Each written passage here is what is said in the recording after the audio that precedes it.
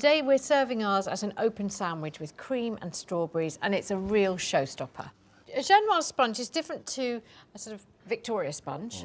We whisk up the eggs and the sugar together. So you mix and mix and mix it either with an electric mixer like this or with hand beaters, but use an electric one because it takes about 7 minutes, and then you know that you've got it to this lovely, airy, light sponge. What you see in that bowl right now is 4 whole eggs and 100 grams of sugar, just beaten up, and that's what's happened to it, that volume. What's great about a Genoise is that it's malleable. So it's really good for a Swiss roll because you can actually roll it because it's actually quite spongy and soft. Right, I'm just going to see if it's done. And as we're doing a strawberry cake, a strawberry sort of flan cake, an open version of this, we're going to macerate some strawberries. I'm just going to show you, if you can see, that made a ribbon and it just stops. You can still see the mark of the batter. So actually you know that it's leaving a mark on top, that it's ready. I'm going to just put a nice big teaspoon of the vanilla bean paste, which is one of my favourite cooking things to cook with, into there. Give it another little go. And to macerate the strawberries, take a strawberry, just remove the calyx, the green part, cut them into quarters or halves, do we want? I might want some halves and some quarters. Okay, and then it's just sugar, good old-fashioned caster sugar, and what happens is the sugar and the strawberry juice come together, and that's called macerated. Keep your strawberries at room temperature. They just behave that bit a bit better. They've got a lot more flavour to them. And then once they've been macerated, they just hold. They're really delicious. And then I'm just going to fold through my flour. So I take a little bit, not all of it, and gently fold through because we don't want to knock out all that air that we've spent 7 minutes putting into it. Most flour that you buy is already sieved in its bag, so you don't really need to sieve it again. You can to aerate it, but it doesn't really matter because it's such a flat sponge anyway. Macerate the strawberries, quantities-wise, a good couple of handfuls of strawberries, maybe a pund of strawberries, and just sprinkle the top with caster sugar so you can just see the strawberries underneath. So it's not really a quantity, maybe a couple of tablespoons, but not much. Give it a shake so that the sugar coats the outside, and it looks like it's maybe too much sugar, and then in about 3 or 4 minutes, the juice will come together, and there will just become this lovely sweet strawberry mixture. And the smell of that, look at that, that's sunshine, isn't it? Summer sunshine. I'm going to whip some cream, Yep. and for me, the fail-safe way to whip cream is to actually use icing sugar. Put a tablespoon of icing sugar into a bowl to about 300 mils of cream, and then a little bit of vanilla into your icing sugar first, and mix that together. And that way, when you add your cream to it, you know that you've got all your flavours in there. If you start to try and add sugar later on, and make sure your cream is cold. If your cream is warm, it will split most of the time. So make sure it's nice and cold, your bowl's cold, and that if it does start to split, you add a little teaspoon of milk, and apparently it brings it straight back. Oh, that's brilliant. And always double cream. Single cream doesn't whip, double cream does. Yeah. I've got a 23 centimetre flan tin, and with baking it's always about the prep of the tins. If you scrimp on that, you'll end up with a cake that's stuck in, and that would be so sad because you've spent a long time on your lovely batter.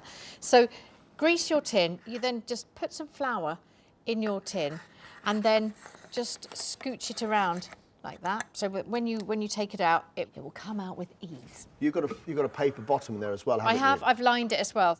The oven is preheated at 170 degrees, which is probably normal for a sponge. It's about that normally, isn't it? 170 is quite normal for a sponge. Yeah, 170, but this takes really not very long because it's such a light sponge. 20 minutes about or something. 20 minutes. Yeah. So I'm going to whip this cream. It will take a little while. So I'll get it going. And that is going to go into the oven for 20 minutes.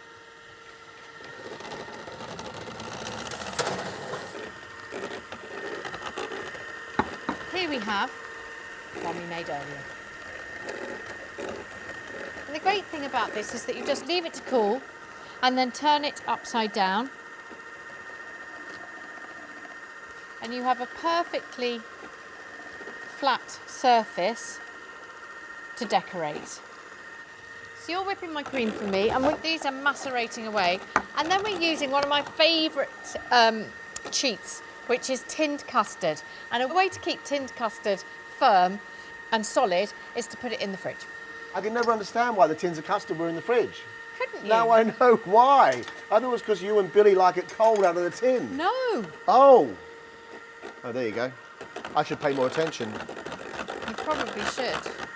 And so now the whipped cream, I turn the bowl at the same time.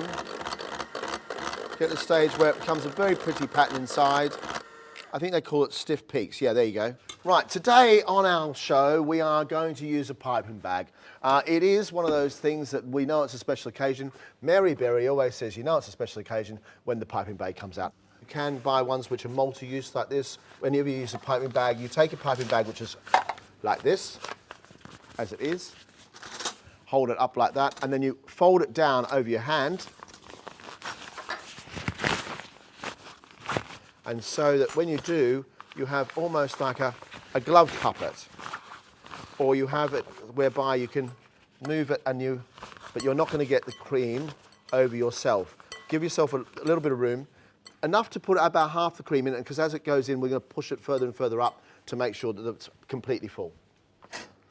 So I'm now going to get my strawberries and tumble them on top of my look at that. custard.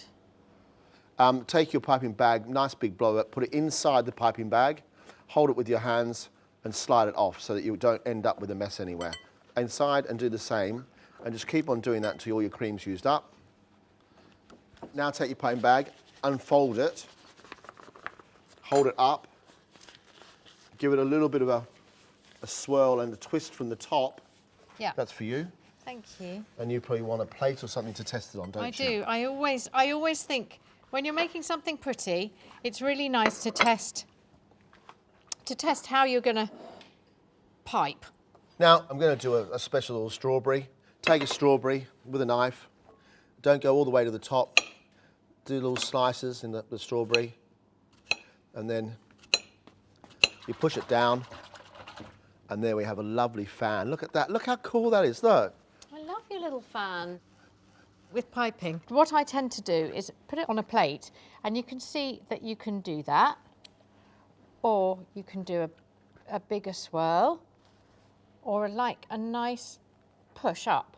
And so you can change your swirls and see what you want. So I'm going to start here and just